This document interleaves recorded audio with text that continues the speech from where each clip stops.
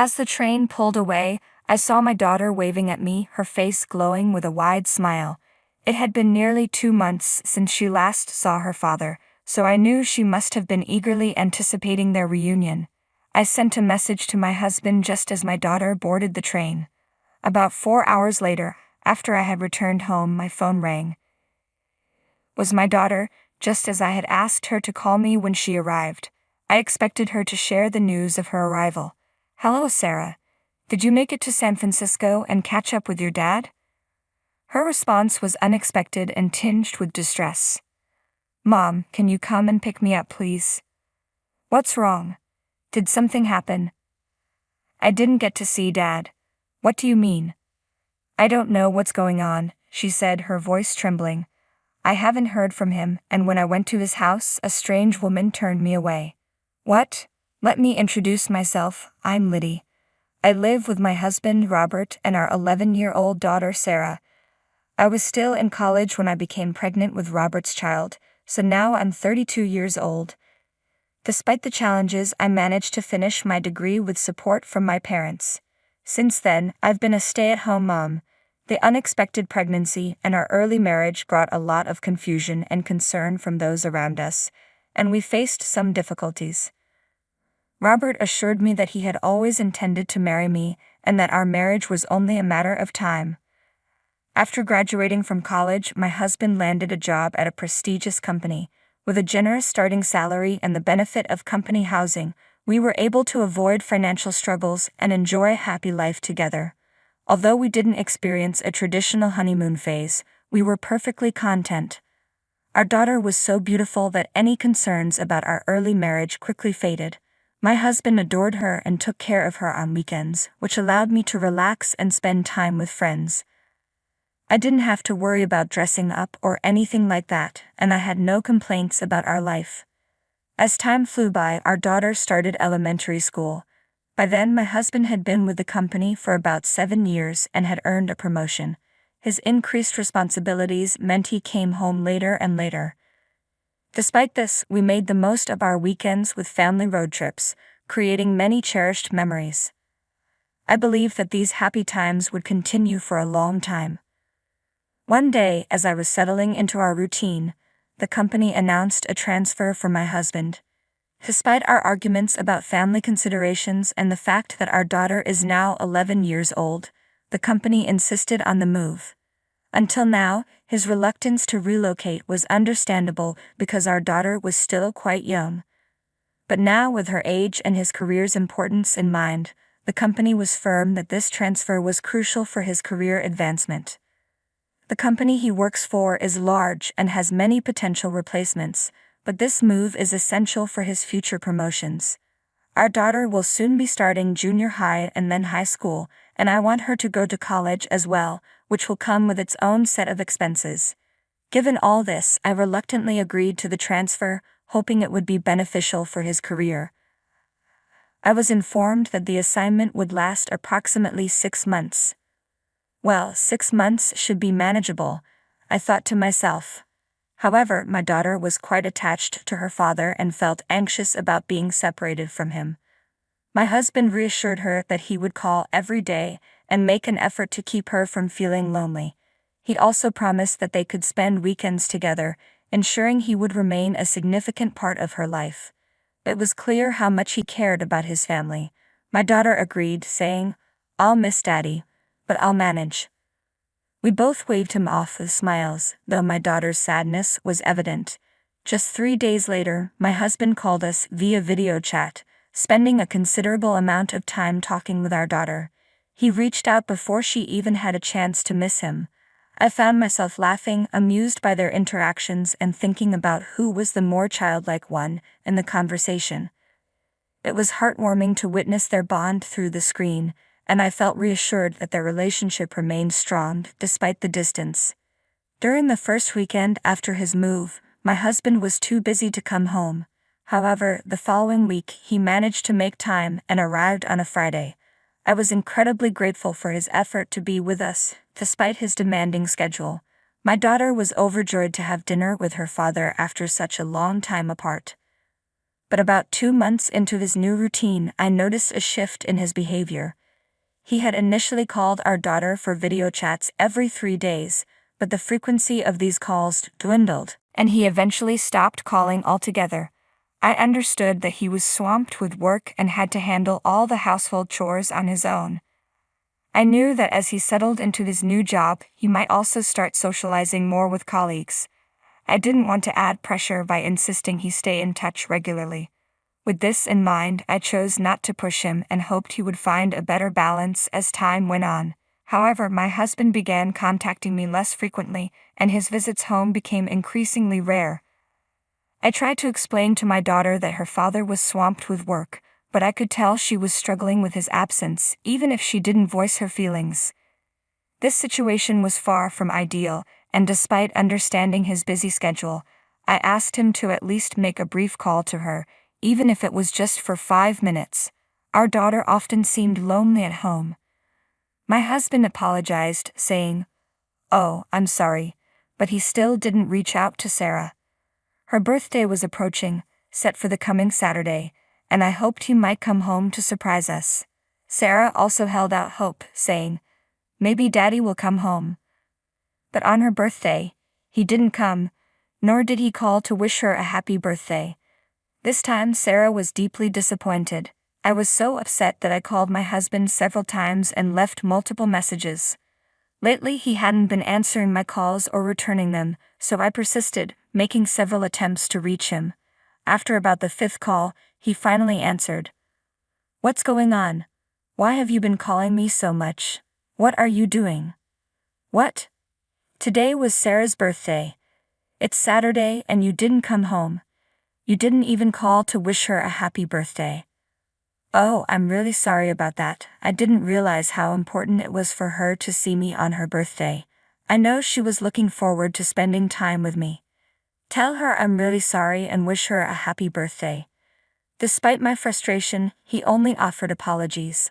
I gave up and ended the call, but my anger flared up again as I hung up the phone. "Please think about your daughter and take better care of her. You might be busy, but I still think you're being disrespectful." I sent him this message, and his response was simply, "I understand. I'm sorry." Things didn't improve after that. Another month passed and summer vacation began for my daughter. Recently, she told me that if her father couldn't come to see her, she would go to visit him. She's been repeating this every day since the vacation started.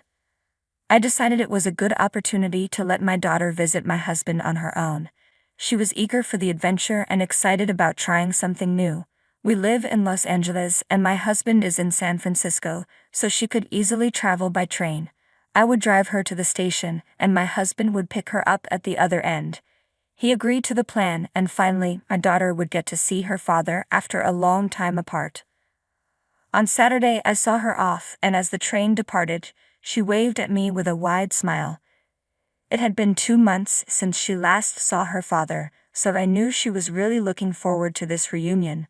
I sent a message to my husband as soon as my daughter boarded the train.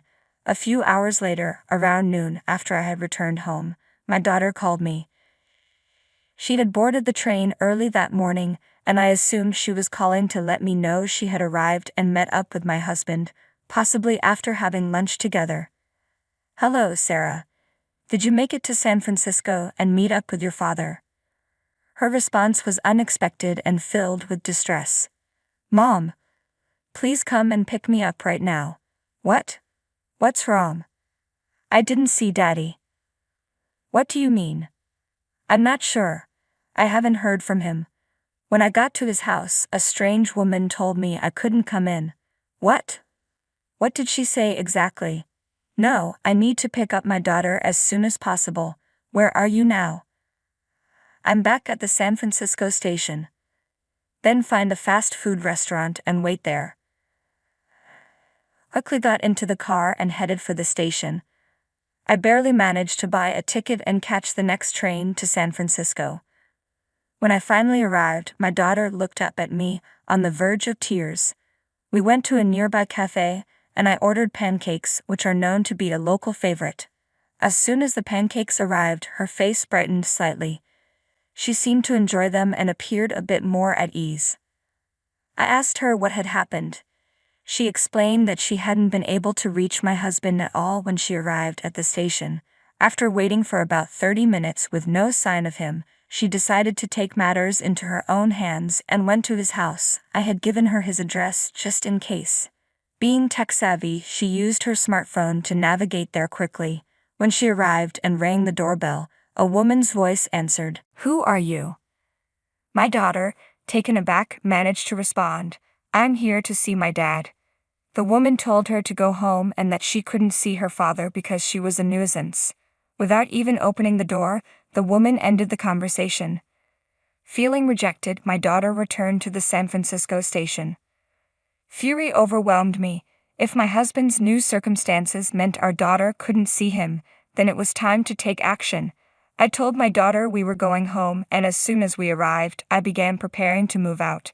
When I explained the situation to my parents, they were outraged and offered to help however they could. For the time being, they agreed to let us stay with them until I could find a new job. Later, my husband called and asked, "I didn't see Sarah at the station. Did something happen?" It seemed that my husband's mistress hadn't informed him that she had turned away his daughter. There were no messages from him on Sarah's phone when I went to pick her up, and I began to suspect he hadn't even gone to the station. I was stunned but decided to let it go for the moment. On the way back, Sarah fell ill and we had to return home. I texted my husband to explain that I had just finished at the hospital and apologized for not being able to call him. He responded with, "I see. I understand." Told him I would reach out if anything else came up, feeling frustrated by how insincere his concern seemed. I thought to myself, for now I'll just leave him be. Afterwards, I took steps to address the situation. I first sent his belongings to his address. Then I received the results of the investigation I had commissioned from the detective agency. I forwarded the evidence of the affair along with a certified letter to his workplace. A few days later, everything should have been delivered. Soon after, my husband called me, sounding agitated. "Oh, hey, what's going on?" "Huh? What's this about?" my husband asked. "Just wanted to let you know what you've been up to." "You've got to be kidding me. We're dealing with a major issue here." "Of course it is. That's exactly what I'm addressing. And I can't believe you're sending my belongings to me. I don't need your things, and I'm not paying rent anymore." "What? Sarah and I moved out of that apartment." "Oh, you moved out?" "Yes, about a month ago." "What? So no one lived there for a month, and we still had to cover the rent?" "Well, that's true, but the lease was in your name, so that's not my problem." "No. You're about to fall 2 months behind on rent and eviction is imminent." "Is that why I've been getting calls from an unknown number? We could be in serious trouble if we lose that apartment. Why don't you just stay in San Francisco?" "You sent a certified letter to the company. Now they know about my affair and are calling in a replacement from headquarters to move me back to Los Angeles. If you send me all this stuff, it'll complicate my return, and to make matters worse, I don't have a place to stay in Los Angeles." I nearly laughed at how well the plan had worked, but I managed to stay composed. "You've caused Sarah and me too much pain for there to be no consequences. This isn't over. I'm going to file for divorce and I'll be demanding alimony and child support." "Oh no. Let's handle this through the lawyers and get it all settled." I hung up the phone and immediately hired a lawyer. The process unfolded as planned. The divorce was finalized without any issues, and I secured alimony from both my ex-husband and his affair partner. I also filed for child support from him. The scandal of his affair led to his return from the transfer, making him the subject of ridicule within the company. He faced scorn from female colleagues and lost all prospects for promotion. However, he couldn't resign because he needed to fulfill his alimony and child support obligations. He must be deeply embarrassed. My daughter has become disillusioned with him. When he reached out to apologize and asked to see her, she declined. He truly deserves this. Meanwhile, I found a job and my daughter and I now live happily together in a new apartment. I'm committed to working hard to support her and to watch her grow up. 4 Mini,